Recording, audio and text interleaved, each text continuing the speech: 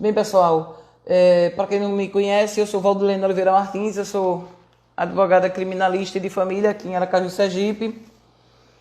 E nós estamos hoje aqui com esse projeto, O Futuro Veste Saias. Consiste em diálogos, né, sobre prevenção, combate e enfrentamento à violência doméstica e familiar contra a mulher no estado de Sergipe. E essas 22 maravilhosas mulheres escolhidas a dedo para conversar comigo, que fazem um trabalho relevante aqui no estado pelo fim da violência contra a mulher. Então, como eu sempre faço, né? Vou dizer a vocês com que a gente já conversou. Gente, o tempo está passando rápido demais. Amanhã já é sábado de novo. E olha, amanhã tem live da meia-noite, certo? Para quem me acompanha, live da meia-noite para quem tem insônia. Todo sábado. Então nós já conversamos com Sônia Malaquias, dia 20 de maio. Nós já conversamos com Gigi Poetisa, dia 22 de maio. Nós já conversamos com minha chefe, Érica Leite, presidente do Conselho Estadual de Direito das Mulheres, estadual. Nós já conversamos com a doutora Emília Correia. Nós já conversamos também com Vaneide Jambo, da Patrulha Maria da Penha. Nós também já conversamos com essa querida daqui, Mônica Ramos, da FETASE. Falou aqui das dificuldades das mulheres do campo, né, gente? A gente nem imagina. Já falamos com essa maravilhosa também, delegada de polícia, Ana Carolina Jorge.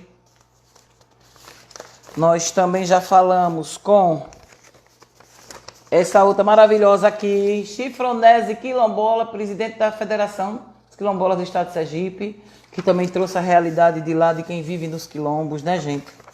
Nós conversamos também com Cirlei. Cirlei também é do Movimento de Mulheres Camponesas, assim como Sônia Malaquias. E aí nós também conversamos, gente, com outra mulher maravilhosa. Sim, essa daqui nós ainda não conversamos. Olha, Maria da Pureza Sobrinha, nós vamos conversar com ela, porque no dia 19 de junho nós tivemos um problema técnico que ainda não foi resolvido, mas a live dela vem aí, aguardem. E aí nós já conversamos com Lili Drapala, essa maravilhosa que é psicóloga, faz parte do Conselho Estadual também, de Direito da Mulher. Nós conversamos com a deputada Gorete Reis, foi muito boa o papo com ela. Gente, meu cartucho acabou, viu? E você sabe que aqui em casa não pode estar entrando ninguém por causa da minha mãe, né, que tem 81 anos. E aí, gente, eu vou ter que mandar buscar no delivery. E hoje nós vamos conversar com ela, olha. Doutora Elza Missano, promotora de Justiça, né? É a responsável pelo CAOP da Mulher do Ministério Público Estadual. E vamos chamá-la para o nosso papo de hoje, que eu tenho certeza que vai ser, como todos os outros, muito produtivo.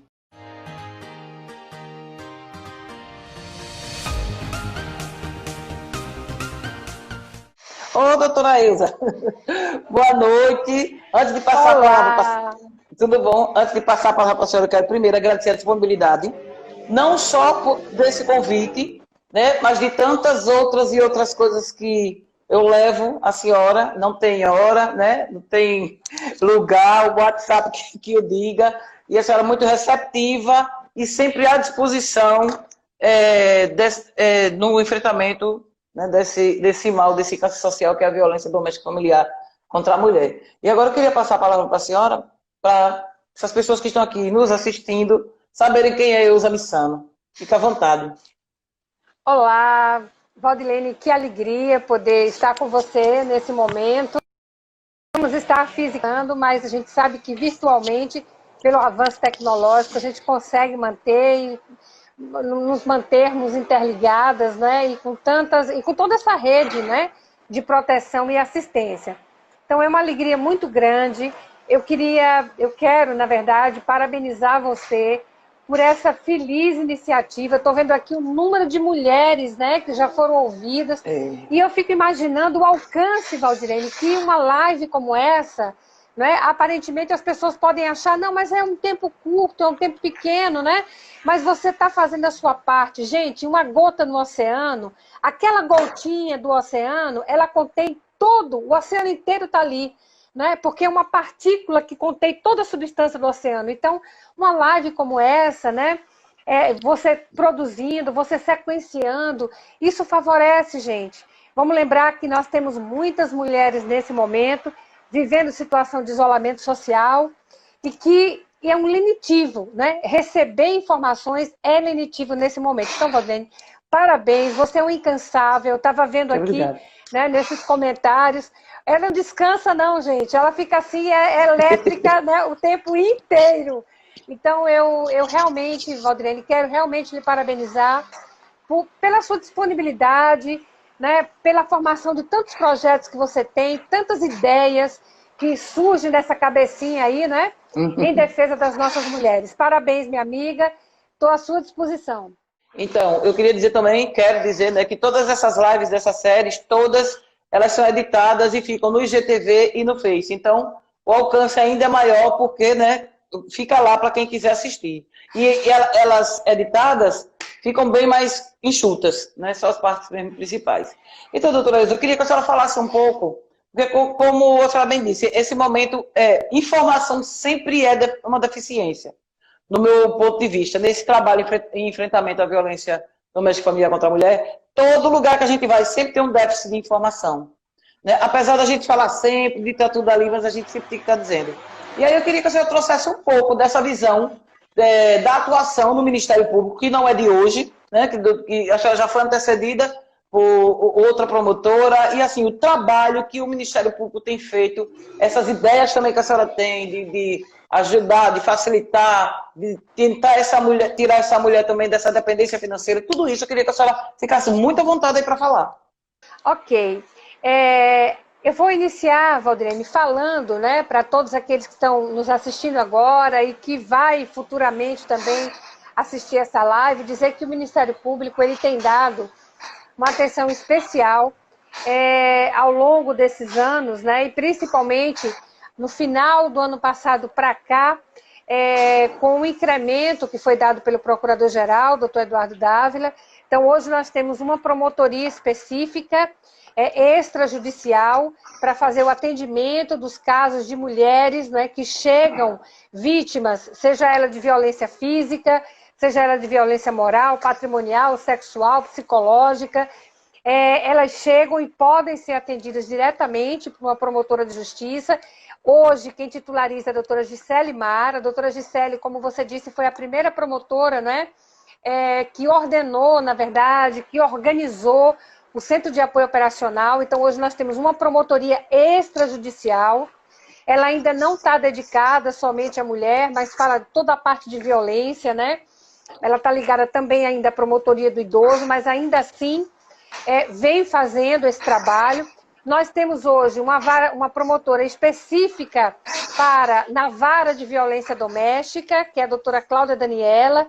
Todos nós também conhecemos. Cláudia tem uma experiência muito grande. Ela foi promotora do Tribunal de Júri por longos anos aqui ainda na capital. Então, ela está extremamente motivada, está com um projeto maravilhoso, né, que visa tratar das questões também, né, do envolvimento, como você acabou de falar aí, né? Você também está fazendo lives agora com eles, né? Então, esses grupos reflexivos, com a participação da Coapaz, né? E o Centro de Apoio Operacional, que visa, na verdade, integrar as ações que são feitas na capital com as medidas que são adotadas pelos colegas também nas cidades do interior do estado. Né? Então, é um processo nós comumente falamos, né, de interiorização dessas medidas e de políticas específicas. Temos tido algumas dificuldades, Valdirene, normais, né, que não deveríamos ter mais, né? A gente chama de normal porque é de comunicação. Então, muitas vezes, nós quando nós assumimos o Centro de Apoio Operacional, nós observamos que o Centro de Apoio, o Ministério Público, deixou de ser o ponto focal do 180. Isso, para mim, é uma situação extremamente grave, né? Nós precisamos alterar, o Ministério Público precisa voltar a ser o ponto focal. Então, hoje, essas ações elas estão distribuídas, essas denúncias elas estão distribuídas, então elas vão para a Delegacia de Polícia, elas vão para o Ministério Público, né? Mas se a gente conseguir colocar o MP como ponto focal, o que, que vai acontecer?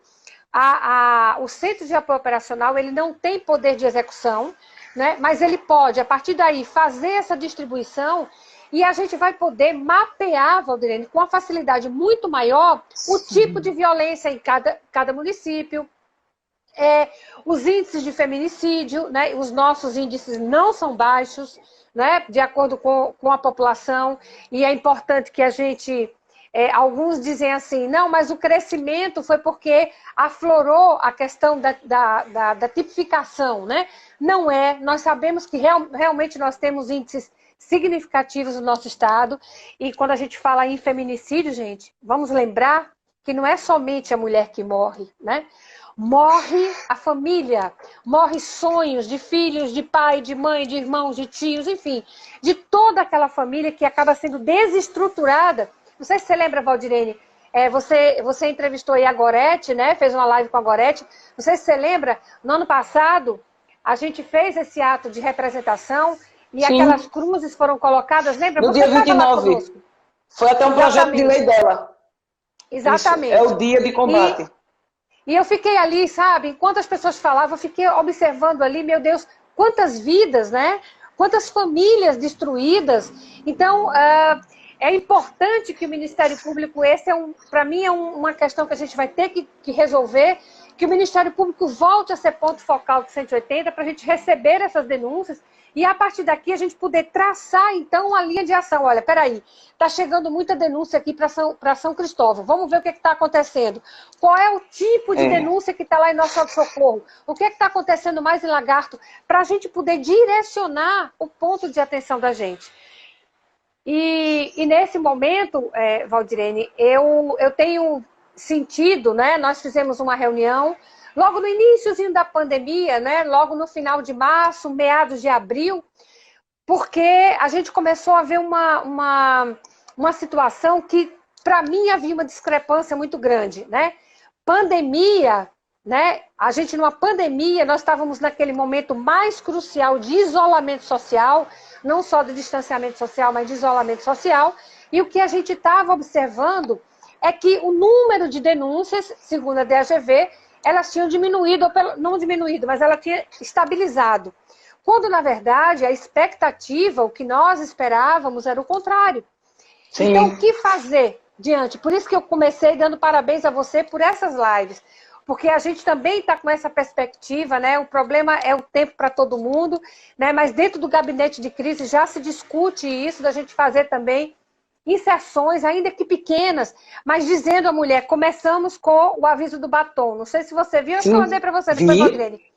Mandou, eu vi todas. Que é aquela marcazinha, iniciou lá na França, nesse movimento agora da pandemia também, né, onde a mulher vai mostrar a marca do batom, o X do batom nas drogarias. É uma marca silenciosa, gente, mas ela é representativa.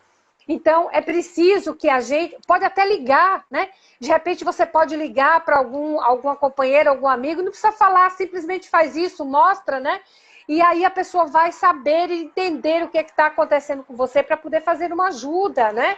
Pedir uma ajuda. Então, eu comecei a ficar muito preocupada com isso. Nós fizemos algumas reuniões e nessas reuniões realmente foi detectado que houve uma estabilização. Então, o que estava acontecendo? Eu acho, né, eu tenho certeza, as mulheres entenderam que na época de pandemia não tinha proteção.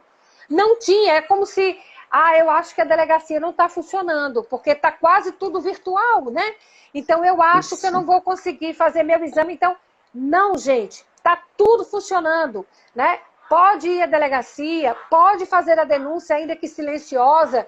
Existem situações de acolhimento.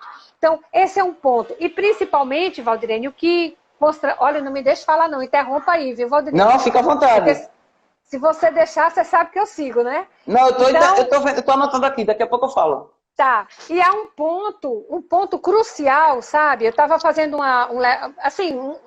raciocinando aqui, no processo de pandemia, eu fui observar que 90%, gente, eu até separei aqui, mais de 90% dos trabalhadores domésticos estão mais vulneráveis economicamente na crise, são mulheres, e 70% são mulheres negras.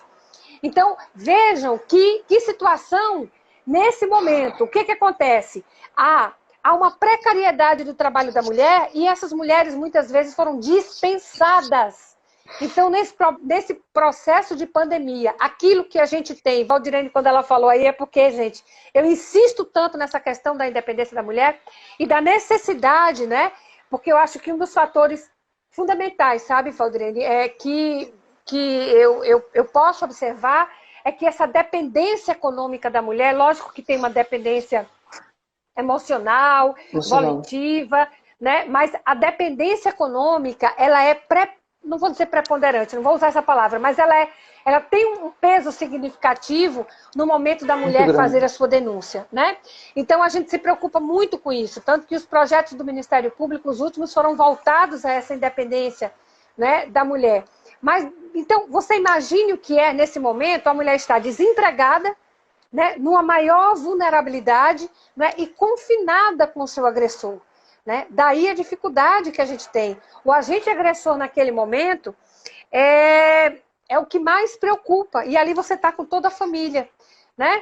Então, assim, a dificuldade maior que eu vejo nesse momento, quando eu comecei a ver essa estatística aqui, inclusive a ONU, Valdirene, eu separei aqui, a ONU Mulheres, no documento, elaborou um documento, Covid-19 na América Latina e no Caribe, como incorporar mulheres e igualdade de gênero na gestão da resposta à crise. Sinalizou que isso é um fator que contribui para a violência doméstica. Então, nós estamos passando por uma crise.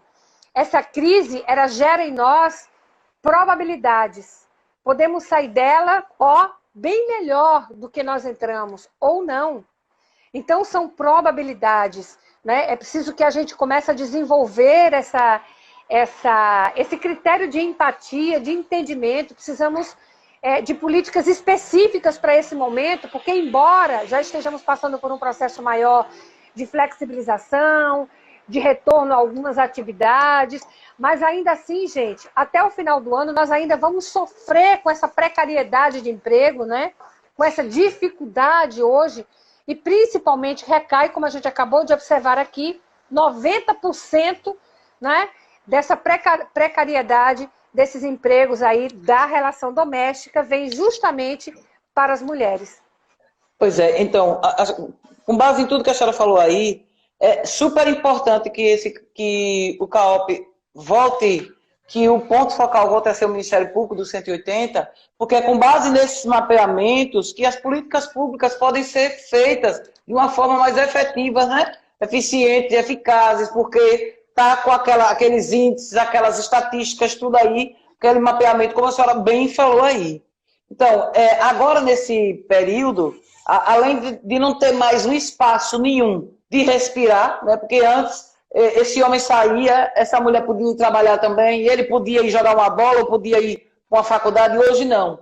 Nós tivemos casos desde março para cá, casos que nós estamos, pessoas que nos acham nas redes sociais, meu telefone também acho fácil de achar, e casos de pessoas que pediram ajuda de um município, um povoado, no dia da feira, ela encontrou com uma pessoa, pediu ajuda, e essa pessoa que entrou em contato comigo, porque ela não tem nem telefone. De propósito, ela não tem telefone, ele não deixa ela ter telefone. Algumas têm telefone, mas não têm acesso à internet. E algumas têm o telefone que o sinal é péssimo. E outras têm tudo monitoradas. Então, a gente tem que observar todas essas nuances com relação a essas mulheres. E aí o que aconteceu? A gente conseguiu que essa vizinha entrasse em contato com ela de novo e organizasse com ela. A vizinha entrou em contato com ela na segunda, na outra segunda, pediu que ela cada dia fosse botando um conjunto de roupa dela e das crianças em uma bolsa, que ele não visse, que ele estava em casa direto. Porque uma coisa é uma mulher fugir desse problema sozinha. Outra coisa, com duas crianças pequenas, inclusive uma mamando, né? Extremamente difícil, por isso que eu digo, é muito cruel que as pessoas julgam muito essas mulheres, julgam demais essas mulheres.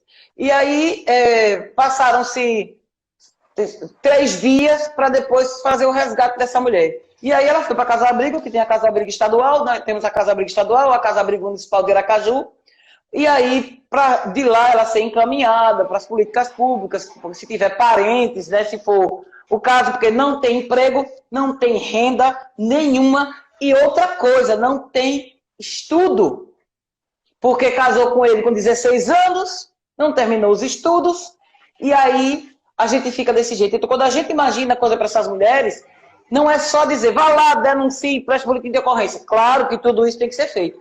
Mas a rede tem que dar possibilidade para que essa mulher se liberte de fato. De fato desse homem. Porque senão, como é que ela vai viver? Como é que ela vai, né, fazer depois daquela liberdade? Ela precisa de creche para botar essas crianças. Ela precisa de poder ir à noite para uma escola, para fazer o EJA, sei lá, alguma coisa assim desse tipo. Precisa de uma... Como a senhora estava falando com a doutora Cláudia, naquele dia que a gente estava no carro, sobre essa possibilidade, eu também queria que a senhora falasse sobre isso. Essa possibilidade de reservar vagas, né, para que essa mulher possa trabalhar. Né? Eu queria que a senhora falasse especificamente nisso, porque a violência contra a mulher é muito sustentada pela dependência financeira. Sim, e uma coisa importante que você falou, Valdrine, é que a questão, sempre me incomodou muito isso, o fato da gente fazer tantas inserções, tanta propaganda, né? Mulher denuncie, né? Vizinho, se vocês estiverem sabendo, é hora sim de proteção, mas aí a gente fica pensando, né? E no momento de uma denúncia, nós temos que saber acolher, desde o processo, desde uma delegacia de polícia, né? Então, saber quem vai recepcionar, né? A gente observa de vez em quando por aí, é homem que recepciona essa mulher, né? E veja, gente, não é por nada não, sabe? Não é que não possa estar ali naquele momento, não é que tenha sensibilidade do trato, não é isso. Mas nós mulheres, muitas vezes, isso que o Valdirene falou, você vai falar para uma mulher da cidade que a outra mulher não tem um celular e que não tem um telefone, você não consegue nem entrar nessa realidade. Então, o julgamento, ele é uma outra questão que é muito forte. Gente, nós precisamos julgar processos, não pessoas. Né? Então, estamos diante de realidades que nós precisamos dar conta dela, mas não da vida do outro. Então, assim, as realidades são tão díspares, assim, há uma discrepância tão grande, há uma distância tão grande entre a realidade que talvez eu viva, Valdriane, que você viva, talvez aquele que esteja nos ouvindo agora também, que não vai conseguir entender e às vezes diz assim, mas e essa mulher aguentou esse tempo todo? Eu vejo às vezes essas questões, né, de abuso sexual e a pessoa pensa assim, mas por que essa pessoa não denunciou? Como é que se submeteu a esse tipo de abuso? Gente, é muito difícil, nós temos que olhar o mundo com o olhar delas, não com o nosso olhar, porque senão nós não vamos alcançar a dimensão e o espectro desse envolvimento. Então, esse é o primeiro aspecto. Segundo, o não julgar. Então, quem vai receber tem que ter um acolhimento, um entendimento e uma rede para funcionar. Lamentavelmente, nós ainda temos mulheres tendo que ir ao IML, nada contra o procedimento, mas às vezes ficam ali aguardando, né, serem atendidas. Gente, às vezes são vítimas de estupro, né? Então, a mulher, o que ela mais quer é ir para sua casa, se livrar daquela sensação física, porque daqui, gente, vai levar tempo, né? Então, são situações que nós temos, é uma corrida mesmo, né? Então, tudo que a gente mais quer e o que a gente idealiza é que essa rede verdadeiramente funcione, que a gente saiba para onde encaminhar a mulher no momento que a gente recebe. Isso eu tenho conversado com a doutora Gisele, né? A gente ainda não está fazendo o atendimento presencial, mas a partir do dia 15 já há uma perspectiva de retornarmos. Então, ao recebermos essa mulher, fazermos o encaminhamento e acompanharmos. Está onde agora, foi para onde, saiu daqui. Porque qual é a preocupação? Você tem que ter o preventivo, você tem que ter o momento onde o fato aconteceu, né? O acolhimento inicial e a retaguarda. Porque o que vai acontecer, gente, depois quando ela denuncia? Aí eu já vi as pessoas comentando assim, mas é frustrante. E às vezes, Valdilene, estudantes de direito, viu? Mas eu fui lá para a vara da violência, a mulher chega lá, desiste, não vai. Gente, é porque não muda a realidade. Não muda a realidade. Né? Eu lembro quando eu tive um período que eu passei trabalhando com adolescente em conflito com a lei, e a gente sabe, né, Valdirene, você também, que você peleja com as questões sociais, a gente sabe que a prática do ato infracional por adolescente, quase que 100% tem substância entorpecente envolvida, né? E tem um desajuste, um desalinho familiar, questões de violência doméstica. Então, o que acontece? Muitas vezes aquele menino... Exato. Aquele menino, ele era internado, ele sofria uma medida de internação, ele ia... Gente, aí você tratava, aí ele tinha psicólogo de 6 em 6 meses, né? Mas o que acontece depois? Ele vai voltar para aquele mesmo local que ele estava, se a gente não trabalhar essa família. Daí a importância de trabalhar com o homem, não é, Valdirene? Que a gente fala tanto. Tem uma frase, quero interromper, tem uma frase que diz assim, ninguém se cura no ambiente que adoeceu. Então, assim, um menino desse, ele vê algumas coisas, até a possibilidade de comer 3 vezes ao dia, que a gente não percebe, né? Como é uma coisa de tomar uma água gelada, né? Que muitas vezes não tem em casa. E aí depois a pessoa volta para aquela realidade do mesmo jeito, e as pessoas querem que aquela pessoa se transforme, que vire outra pessoa. É como o homem é autor da agressão também. Não adianta a gente trabalhar só a mulher e o homem está se relacionando com Maria, é punido, vai se relacionar com Joana sem passar por nenhuma... sem nenhuma ressignificação, né? Sem nenhuma desconstrução, ele vai repetir e aquilo vai acontecer sem ele passar por uma reeducação, por um grupo reflexivo. E quando a senhora falou, eu queria voltar naquela parte que a senhora falou das cruzes, ali foi um projeto da deputada Gorete Reis, que o dia 29 de julho ficou sendo, né, o dia de combate nacional, o estadual de combate ao feminicídio. E aí quando a senhora olhava essas coisas, toda vez que eu vejo uma mulher morrer, que eu olho, que eu vejo que ela morreu, um homicídio qualificado como feminicídio, eu fico pensando, quantas pessoas poderiam ter salvo a vida daquela mulher? Porque as pessoas são muito omissas. As pessoas que estão em torno dessas famílias, que sofrem desse mal, porque sofre todo mundo, até os animais de estimação, as pessoas são muito omissas. A gente não quer que ninguém vá entrar em conflito com o homem autor da agressão, não. Mas faça uma denúncia, ligue 180, ligue 181, procure ouvir aquela mulher sem julgar, né? E essa questão do constrangimento, quando a mulher procura o Estado, como eu estava falando, quando essa mulher procura o Estado, né, vai na delegacia ou vai fazer um exame no ML e tudo isso, se a gente não tiver cuidado, são pontos de desencorajamento, né, de fazer ela voltar atrás. Então ela chega na delegacia, não é que os homens não tenham capacidade de receber, mas, poxa, eu estou sendo agredida por um homem, eu não tenho aproximação com aquele homem que eu estou vendo ali pela primeira vez. Tem particularidades que não dá para a gente contar, para a gente conversar. Então, assim, não fica legal, não é acolhedor, né? Não é acolhedor. E uma pergunta dessas, como a senhora falou, por que você aguentou isso tanto tempo? Uma pergunta dessas faz com que a mulher volte para esse relacionamento, porque é constante. A mulher vem cheia de vergonha e de medo. E aí, o que é que de regra as pessoas fazem? Descarregam um caminhão de culpa em cima dela.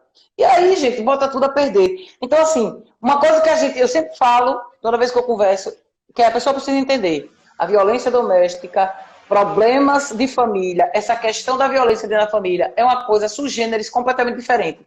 O algoz é a pessoa que a vítima ama.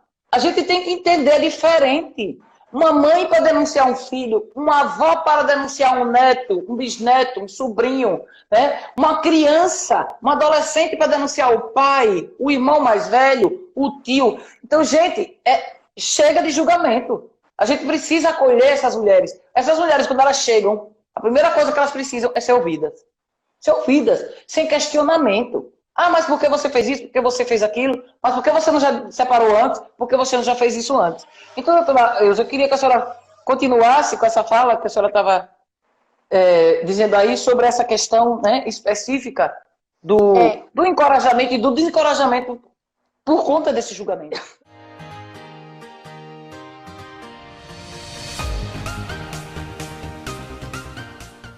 É importante que nesse momento inicial, né, ela sinta realmente esse acolhimento, né, que tem voz, né, que pode falar, que pode apresentar os seus problemas e que alguém vai ouvir, né? E uma coisa que você me disse uma vez, Valdirene, que eu achei, Valdirene de vez em quando tem umas frases de impacto, viu, gente? A gente está nas audiências, aí ela solta, assim, aquelas coisas de impacto, né? E uma vez ela disse assim, Elza, às vezes, quando alguém rouba seu celular, né, e tá ali na rua, a primeira coisa que você faz é chamar a polícia para prender aquela pessoa. Mas e quem faz isso com você, a pessoa que você ama? Né? Pois é. Então tem essa condição que a gente tem que compreender que há todo um envolvimento, né? Há todo um sentimento envolvido. Então, só porque eu estou preocupada com essa questão do tempo, eu vou aproveitar para dizer que todos os projetos do Ministério Público, nós iniciamos, né, com a Lei Maria da Penha vai à escola. A lei foi sancionada, tivemos aquela oportunidade, o prefeito sancionou de forma simbólica no Ministério Público, e a partir daí nós fizemos já algumas reuniões com as secretarias, né, para que efetivamente isso aconteça. Lamentavelmente passamos agora por esse período de pandemia, esse ano foi um ano praticamente frustrado para as nossas perspectivas, né? Eu ainda cheguei no comecinho do ano a fazer palestra na escola pública. Fizemos aquela reunião de 15 de janeiro, né? Muito fizemos boa. aquela reunião, pois é. Eu cheguei a ir também, e como é importante, viu, gente? Eu fui numa escola, era de ensino fundamental, né? E aí eu fiz a apresentação, apresentei a cartilha, né? O Ministério Público tem a produção daquelas cartilhas, e como as meninas começam a se manifestar, né? Como muitas vezes a gente observa, Valdirene, adolescentes já em relacionamentos abusivos, sem saber, sem ter conhecimento, sabe? O menino, por questões, entre aspas, né, de ciúme, do que seja, eram as perguntas que mais tinham. Ah, tia, mas ele não gosta que eu faça isso. Ah, ele diz que eu sou meio burrinha, né? Eu sou meio broquinha, né? Gente, isso é um abuso, né? Então aí a gente tem que falar, mas numa linguagem própria para eles, numa linguagem adequada. É muito sutil, né? Esse tipo de influenciação, ela é muito sutil. Ajuda muito, né? É excelente. Ajuda demais. Perfeito, Valdirene, perfeito. Ajuda demais. O violentômetro, gente, para quem não sabe, aqui é o violentômetro. A gente leva quando vai falar com esses adolescentes, pessoas adultas também, mas com eles principalmente. Como se fosse um termômetro da violência. Às vezes a gente pensa assim, não, mas ele só é brincalhão, né? Ele faz piadas comigo porque ele é brincalhão, ele faz isso com todo mundo. Não é não, gente. Não pode permitir. Então tem uma série de situações que a gente começa a passar e que essa lei ela é extremamente importante, até mesmo por conta da sua capilaridade. Não tem uma matéria específica sobre isso, mas você vai falar sobre tudo. Então você vai falar sobre violência doméstica contra a mulher e familiar contra a mulher numa aula de matemática. Né? É como se você fosse falar... Outro dia desse eu vi uma palestra tão interessante. Você pode falar de caridade, de solidariedade, de amor, dando aula de matemática, né? De uma forma muito sutil. Você pode botar numa prova ou num deverzinho da criança ali do ensino fundamental, você pode botar aqui uma maçãzinha, mas você tem 4 maçãzinhas, tira 2 maçãzinhas, ficam com quantas maçãzinhas? 2 maçãzinhas. Mas você também pode botar no deverzinho da criança, você tem 4 maçãzinhas, você doa 2 maçãzinhas para alguém que está faminto, quantas maçãzinhas você ficou? 2 maçãzinhas. Gente, o resultado é o mesmo, mas o significado para a cabeça da criança muda completamente, faz toda a diferença.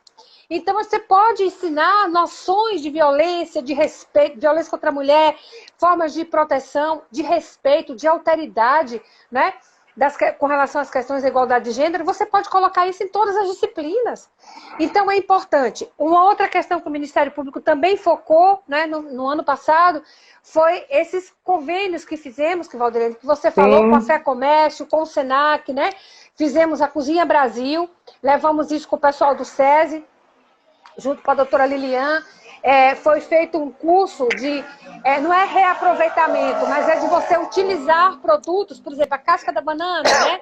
Você pensa que não serve para nada, não joga fora. Sim. O SESI fez um curso específico e para você fazer o bolo com a casca da banana. Então, gente, isso aparentemente, Valdirene, parece uma coisa simples. Mas no dia que essas mulheres foram receber o diploma, sabe o que a gente chama de empoderamento? Sabe aquilo que a gente chama de liberdade, de autoestima mesmo, exatamente. Foi uma coisa linda, na hora que a gente foi tirar a foto de todo mundo, uma coisa tão pequena, gente, mas é tão significativo, porque é como se ela dissesse assim, agora eu posso ter condição de, com isso aqui, fazer algo diferente, ou pelo menos dizer, eu sei disso, né? É um acréscimo para o meu conteúdo, é um conteúdo que foi acrescido ao meu conhecimento. Então, isso é importante. Aí, essa parceria com a Fé Comércio, né, e com o Senac, para esses cursos profissionalizantes, né, para que as mulheres possam aprender uma profissão, até mesmo para o mercado informal, como, por exemplo, manicure, cabeleireiro, né?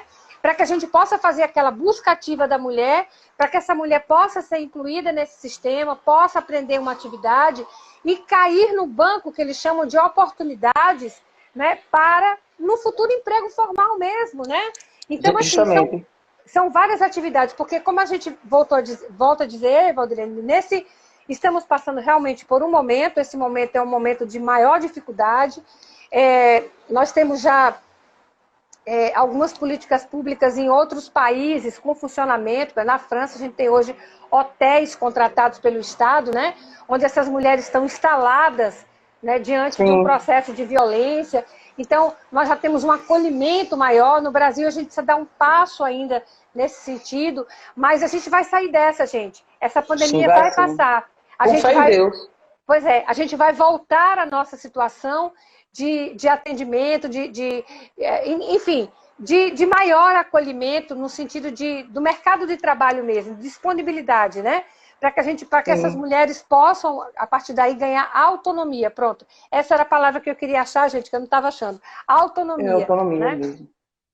A autonomia, como eu sempre digo, assim, esse encorajamento que é individual, de buscar essa liberdade e essa autonomia, né? E que todos e todas juntas que propiciam o empoderamento feminino, porque eu sempre digo que o empoderamento feminino ele só vai acontecer efetivamente quando nós tivermos uma mudança de comportamento social, não só das mulheres, mas dos homens também. E por isso que eu pensei nesse projeto, agora é com eles, para as pessoas perceberem que também tem homens envolvidos, trabalhando com essa pauta, que os homens também, até também para colocar, dizer, olha, o problema é seu também. Porque, de regra, nós mulheres somos ensinadas a tentar resolver tudo sozinha. Então, a gente tem que dividir essa carga com os homens, e os homens têm que se colocar. Não basta eles dizerem, eu não pratico violência doméstica, eu não desrespeito mulheres. Eles têm também que ser contra o comportamento daquele homem que faz. Aquele irmão, aquele primo, aquele tio, aquele sobrinho, né? Aquele homem, colega, amigo, que ele vê agir daquela forma, que ele tem que se posicionar e dizer, não, rapaz, não é assim, isso não é correto, não faça isso. Então, assim, dessa forma coletiva, eu acredito que a gente, e eu acho que a gente já andou muito, sabe, doutora Elza? Porque, assim, esse ano, ele foi um ano, eu não sei nem dizer, assim, foi no começo desse isolamento social, eu fiquei um pouco sem conseguir, eu não conseguia ler, não conseguia fazer nada. Mas depois aí a gente se adapta, vai indo. Tem que fazer alguma coisa, e tem coisas que também positivas que esse ano propiciou, que a gente não vai mudar mais. Por exemplo, esse contato, a gente se distanciou de quem a gente andava mais próximo, mas a gente se aproximou de quem a gente andava mais distante. Então, assim, eu estou fazendo lives hoje com pessoas de outro lugar que eu não faria se tivesse tudo ok, né? E outras coisas, outros contatos que a gente está tendo, que se tivesse tudo ok como estava antes da pandemia, a gente não estaria fazendo. E aí, essa questão da nomenclatura, das palavras, da forma como a senhora diz, de conversar, de explicar de acordo com o entendimento daquela criança, daquela adolescente. E a lei de Seu Marcos, no município de Aracaju, foi fundamental, né? Mas ela vai ser efetivada assim, com fé em Deus. Ano que vem nós vamos estar com tudo ok, para que essas crianças parem de naturalizar a violência dentro de casa e cresçam achando que aquilo é tudo ok, que era assim mesmo na minha casa. E também tem um projeto andando na Assembleia Legislativa da deputada Maria Mendonça, que traz essa lei no modelo estadual. Então, assim, as políticas públicas precisam ser feitas. Comecei a fazer lives também com pré-candidatas e pré-candidatos ao Executivo Municipal daqui de Aracaju, ou daqui de Aracaju não, desculpa, daqui de Sergipe, porque os gestores e as gestoras precisam entender que investir em políticas públicas de combate, enfrentamento e prevenção à violência doméstica e familiar contra a mulher não é gasto. Se não tiver dinheiro para botar essas políticas públicas em prática, não se resolve nada. Né? E tem uma moça que falou aqui, doutora Elza, que eu queria passar a palavra para a senhora de novo, e ela falando assim, que a polícia prende, a justiça solta, onde está a proteção da mulher, que não é bem assim, né? Porque, de fato, a prisão, o eixo da punição da Lei Maria da Penha existe, tem que existir a punição. Agora, a prisão por si só não resolve. E eu queria que a senhora falasse um pouco com relação também a isso, né? Se tiver também alguma coisa do Ministério Público, fica à vontade. Na verdade, assim, é necessário que a mulher se sinta protegida, né, com a reprimenda, que ela consiga compreender o porquê da reprimenda, né? Mas é preciso que a gente comece também a transformar a cabeça desses homens, né? Como Exato. você disse, eles fazem parte desse problema. Então, assim, a gente precisa começar a desconstruir, porque eles foram construídos assim, né? De certa Exatamente. forma, houve... E, às vezes, fala assim, eu não sei se você lembra, Valdirene, a gente estava conversando, no primeiro evento que nós fizemos no Ministério Público, nós trouxemos uma pesquisadora do Rio, né? E ela disse assim que, entrevistando a pessoa, o homem ali tinha espancado a mulher, e aí perguntaram a ele, mas o senhor está irritado por quê? Ah, mas porque eu não sei porque que eu estou aqui na delegacia de polícia, né? Eu não fiz nada. Mas como o senhor não fez nada? O senhor espancou sua mulher? Então, espanquei minha mulher, não foi a mulher do outro, né? Se fosse a mulher do outro, aí a doutora tem razão, mas era a minha mulher. Então, esse amor eros, esse amor rústico, que muitas vezes é o único que aquele homem consegue compreender, entender e viver. Então, daí a importância desses grupos de reflexão também, né? E desse afinamento com a própria família. Porque, gente, às vezes a mulher não quer que o marido vá para a cadeia, não. A mulher não quer que o companheiro vá para a cadeia, não. Ela quer que ele pare. Quantas vezes, Valdirene, a gente recebe... Doutora, eu não quero que ele vá preso, eu quero que ele pare com isso. Eu quero viver bem. Então, peraí. Então, a gente também tem que começar a se posicionar nesse sentido. Isso. Né? Sem contar, doutora Ilza, só um minuto, sem contar que tem um detalhe. Eu tive uma cliente que veio me pedir o que eu podia fazer para soltar o marido. E eu perguntei por quê, que ele foi preso em flagrante, batendo nela. Por quê? Porque ela disse, doutora, se ele ficar preso, ele vai perder o emprego. E se ele perder o emprego, eu vou dar o quê para minhas crianças? 4 comerem, se só quem trabalha lá em casa é ele. Pois é, né? Exatamente. É a questão da própria dependência também e depois do próprio envolvimento, do relacionamento. Isso, do relacionamento, então, gente, do afeto, do amor. E assim, e essas mulheres, não vou dizer todas, obviamente, a gente sempre tem dito isso, né? A mulher pode ser o que ela quiser. A regra, né? Pois é, a mulher pode ir para a vida pública, a mulher pode ir para a vida privada, a mulher pode resolver apenas casar, ter filhos e cuidar da sua casa, ela vai fazer o que ela quiser, né? Agora, o que a gente observa na maioria das vezes, né? E aí tem toda uma questão sociocultural, econômica também, né? Mas, por exemplo, às vezes eu me pego pensando, né, eu estou perto da aposentadoria, viu, Valdirene? E aí, às vezes, eu me pego assim, meu Deus, a minha construção, eu sempre, gente, deixei muito claro os meus espaços. Os meus espaços de filha, os meus espaços de esposa, o meu espaço de mãe e Eusa, né? Quem sou eu? Isso. Porque é fundamental, por exemplo, quem é Valdirene? Né? O que é Valdirene? Isso. O que é o ser Valdirene? Então, é uma profissional comprometida, envolvida com o social, diligente, competente. Quer dizer, o que a gente faz? É preciso essa valorização da mulher, essa autoestima de criação, né? Essa liberdade de consciência, gente. Isso é uma garantia constitucional. Liberdade de consciência, liberdade de pensamento, liberdade de crença. A liberdade de consciência, né? As outras derivam todas da liberdade de consciência que nós temos que ter. E isso a gente só adquire quando a gente tem essa independência. Por isso que eu procuro tanto ver essa questão da autonomia da mulher de alguma forma. Ou com... Não importa, gente, em que local de trabalho, né, Valdirene? Qual atividade ou função que se faz. Justamente. Né? Então, essa questão da identidade da mulher. Da identidade. A senhora falou aí, eu, esposa, mãe, advogada, promotora, o que for. A gente tem que entender que a mulher é o ser humano com essas inúmeras possibilidades. Uma coisa só não nos identifica por total, né? Uma coisa só não nos define. Então, é isso que a gente tem que perceber. E essa mulher tem que ter autonomia de dizer, não, eu quero ficar em casa, eu gosto, eu quero criar, né, minhas crianças. Então, a gente não pode estar julgando essas mulheres. Doutora Elza, como a senhora disse, infelizmente, o tempo aqui, quando o papo está bom, é curtíssimo. Nós temos aqui 5 minutos. Eu queria que a senhora ficasse muito à vontade para fazer suas considerações finais e vamos fazer mais live, eu espero. Quero fazer com a senhora, doutora Gisele, quero fazer também com a doutora Lilian, doutora Cláudia, né? Aí para a gente conversar mais sobre... A gente pode fazer até um evento, uma sala do Zoom, transmitindo pelo YouTube, né? Vamos pensar em fazer isso. É só você marcar. Valdirene, na verdade, essas minhas palavras finais aqui, fica para você, tá? Para parabenizar mais uma vez você de verdade. A Valdirene, gente, eu conheci nessa luta, né? Eu conheci nessa militância mesmo, né? Enquanto militante defendendo as mulheres. E eu sempre me impactou muito as manifestações dela, porque são manifestações sempre muito firmes, né? E isso tudo é muito importante. Você sair do normal, você sair do trivial, né? Você ser o extraordinário, gente, não é fácil. A gente sabe que a gente paga um preço muito alto, né, Valdirene? Quer se aparecer, quer ser palmatório do mundo, né? E principalmente quando é mulher. Então, Valdirene... E preta!